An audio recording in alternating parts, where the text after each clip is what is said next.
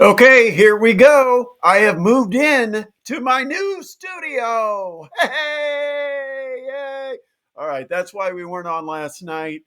Today, we're talking Indianapolis Colts and the NFL draft. What a night for the Indianapolis Colts. Thank you, Chicago Bears, for once again proving you're one of the worst run NFL franchises in the entire National Football League. Yep, that's exactly the truth. Because I don't think the Bears made the right choice. If they're going tight end, and I talked about this a couple of days ago, if they're going tight end, you had to go Tyler Warren. There was no question who the best tight end was in this draft. It was Tyler Warren, and the Bears screwed it up.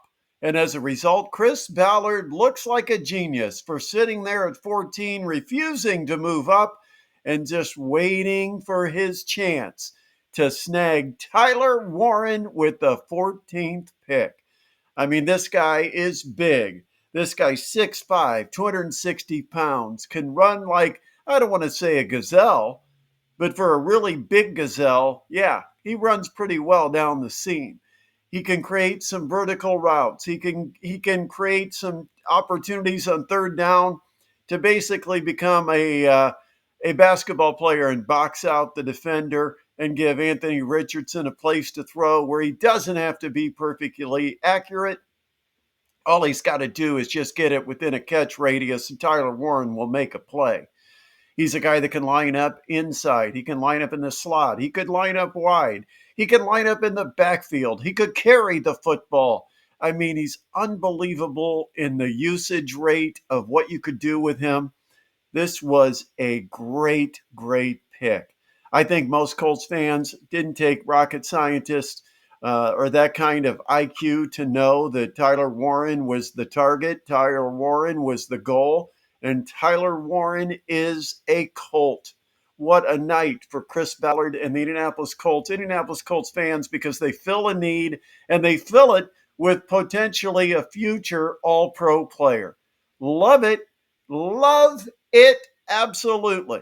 Chris Ballard is off to a great start with this year's NFL draft. Now it becomes round 2 and 3. Where do the Colts go next? Don't worry in round 2 about need. Don't worry about it. Get a great player because there's going to be somebody who slides to the Colts, and I think it could be a running back, it could be a wide receiver, it could be an offensive tackle or a lineman. You just don't know. Don't be pressured that you've got to target a position now. You got that checked off. That box has been checked. Now it's about getting the greatest player you can get, whatever that position might be. I'm not targeting any one spot.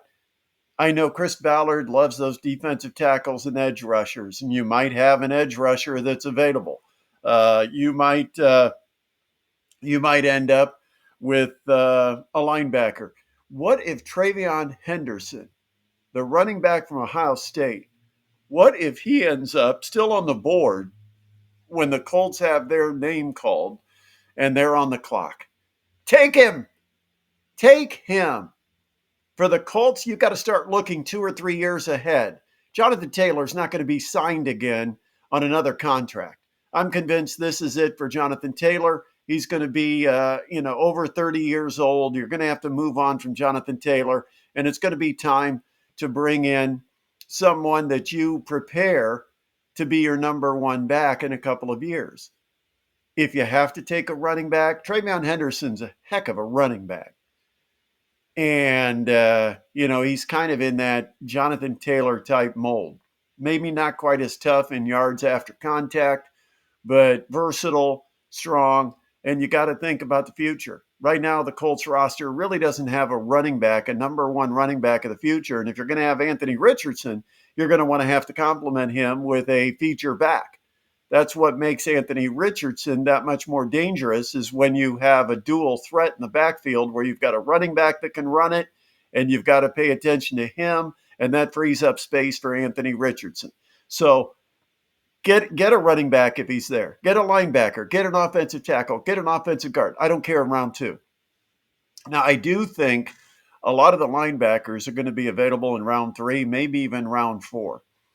One name that I'm keeping an eye on, and I think it'd be one of those things where Chris Ballard would trade down, and it may indicate what he's looking at. If he can get extra picks, maybe late second into the third, you might look at the combination of a linebacker along with Xavier Watts of Notre Dame. Really like Watts. He's a ball hawk. He's a Jesse Bates type back there. He's a guy that is going to make some plays at the safety position. He may not even start, but he may be a rotational piece that you're able to put out there in certain situations. I just like his innate ball skills, where he seems to know where the play is going. He reads the routes, really just sits back there in center field and can figure out where the quarterback's looking to go with the football based on how he sees other routes develop in front of him. I love that. Really do. I love it. And so Xavier Watts, maybe to provide a little bit of additional depth at safety.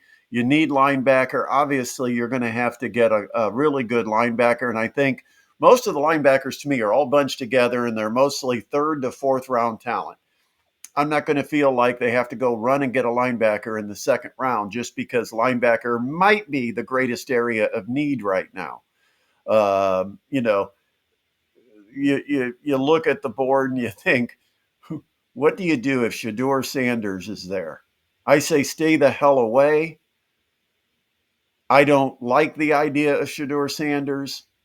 Some people say, well, the way the Colts have had problems with quarterback, maybe it's worth a flyer, especially if you can get him mid-2nd round. I don't think he's going to last that long. I think he's going to go in probably the first 5 or 6 picks tonight. We'll see.